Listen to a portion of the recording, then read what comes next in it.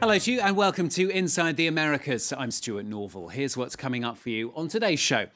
We ask if US gun control has failed again as a man with a history of mental health problems is able to buy a gun and use it to kill two people in a shooting at a US movie theatre. We report from Colombia, where one of the country's most violent cities is fighting back against extreme violence, giving hope to the people there. And the problem of the tens of thousands of horses running wild across America's West. First this week, it was 8:30 one evening at a cinema in Lafayette, Louisiana, that a gunman walked into the theatre and opened fire, killing two people before taking his own life. Just the latest high-profile shooting in the US. Now the state's governor, who's also a candidate for the Republican nomination for president, says the gunman should never have been allowed to buy a weapon, even though his background check came up clean. A church in Charleston, a military recruitment centre in Chattanooga, a cinema in Lafayette.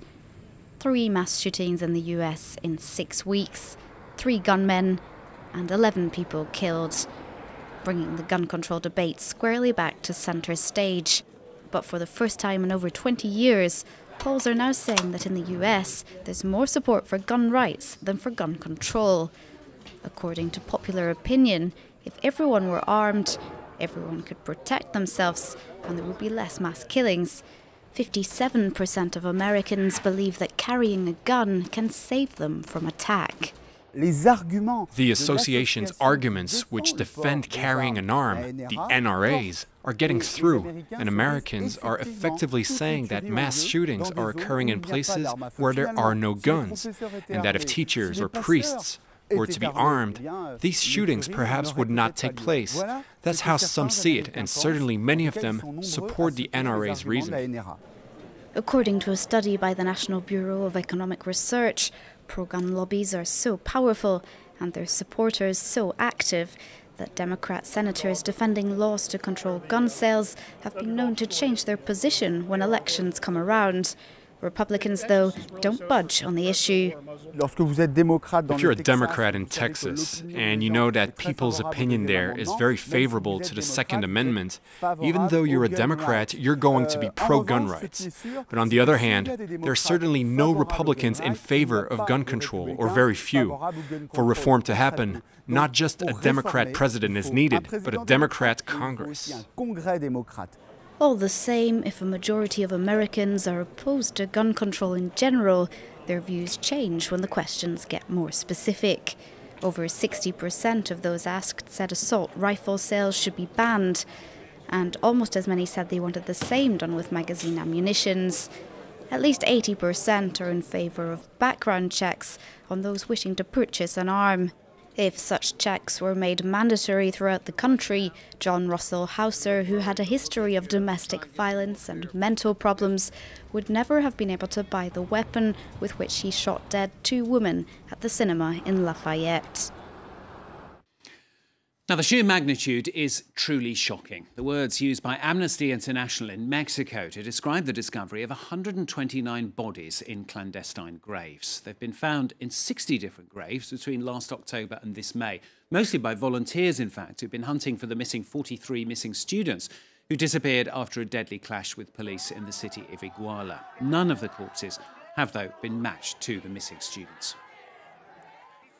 Meanwhile, 24,000 cubic metres of rubble from a landfill site on the outskirts of Medellin in Colombia are being dug up. They're hoping to unearth the remains of as many as 300 people thought to have been dumped there back in 2002 during one of the darkest chapters of Colombia's civil conflict.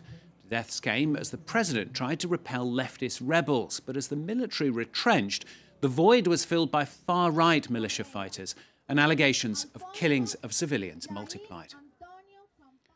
Well, 13 years on from that, armed groups born from the ashes of the right-wing militias still control the main port in the region. It's fallen prey to extreme violence over the last few years, with the armed groups sowing terror on poorer neighbourhoods, ideal locations to smuggle cocaine in and out.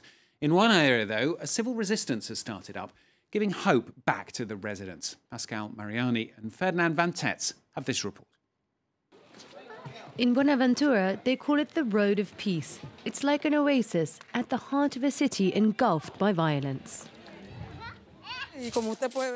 As you can see, we live peacefully here. This woman can sell her fish.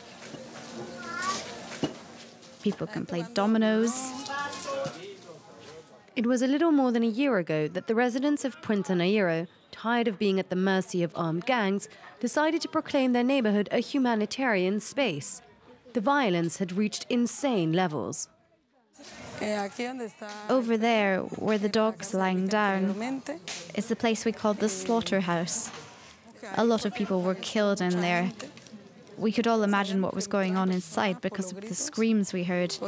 The killers would dismember people while they were still alive. Assassinations, extortion. The terror lasted for months until the community rebelled. One day in April of 2014, it decided to expel the armed gangs from the neighborhood. We first began by reaching out to them, and we told them they couldn't come here anymore. It was hard at first. They threatened to kill us. They continued to come and go as they pleased, so we decided to build this gate at the entrance of our neighborhood. Over 1,000 people live behind this gate, which is more symbolic than anything else. At the entrance, authorities have stationed 2 police officers, but the inhabitants have also erected defenses of their own. As you can see, we've closed off access here. We know it's not very secure, but this way they can tell. We don't want them to enter. This neighborhood lives in poverty with no running water or sewers, but it's in demand due to its access to the Pacific coast, ideal for fishing, business, and for criminal gangs, perfect to smuggle cocaine out of the country. 2 criminal gangs have been fighting for control of these shores. They emerged from paramilitary groups that were dismantled 10 years ago. Buenaventura is an example of the political failure to dismantle paramilitary structures in Colombia. Areas that are economically strategic for our country are yet again being controlled by these groups, which were never completely demobilized. The Justice and Peace Commission leads initiatives of civil resistance throughout the country. In our experience, one of the factors that helps most to deter armed groups and make them respect the lives of civilians is an international presence. The presence of foreign humanitarians and the steadfastness of inhabitants have borne fruit. There hasn't been one homicide in a year, and peace has returned to the neighborhood. He's my son. I now let him leave the house. I feel at ease. He can play with the other children. Before that was impossible. Yet as peace is restored, human rights defenders warn a new threat is on the horizon. That's where work will start to build a touristic boardwalk and pier around the city. It will mean the forced displacement of all the communities that live in the stilt houses on the ocean shore. After winning against the gangs, this Colombian slum prepares to face a new foe: developers. Story of hope there from Colombia. Now to the far west of the US, to the country of cowboys. The problem, though, is that their horses are just not welcome by many there anymore. Tens of thousands of wild horses or Mustangs have invaded many western states.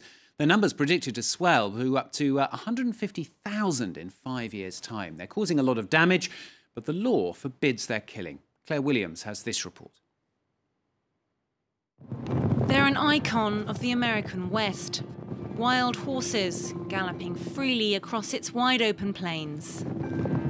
They're the offspring of horses left behind by people, the miners, ranchers and Native Americans of years gone by.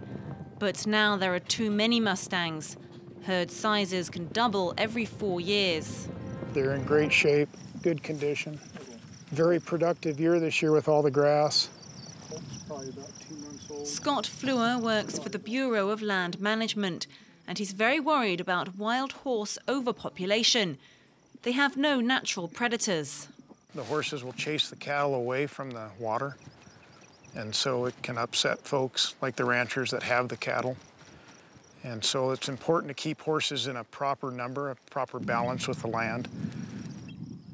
Around this watering hole, there's barely any grass left for cattle. The horses have eaten it all. The Bureau of Land Management has rounded up 2,000 horses this year and steered them into designated pastures. But it's not enough to keep the natural ecosystem in balance, and animal rights groups say the helicopter roundups are cruel. They're playing, they're young stallions practicing their fighting skills. Carol Walker is a well-known wildlife photographer.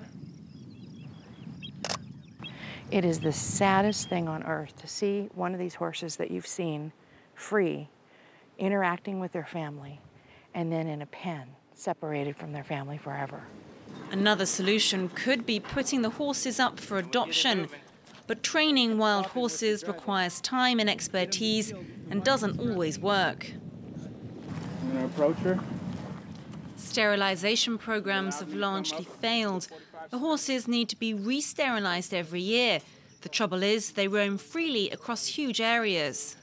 It's challenging because there's a lot of horses we need to gather off of the range, removal and fertility treatment to control the population.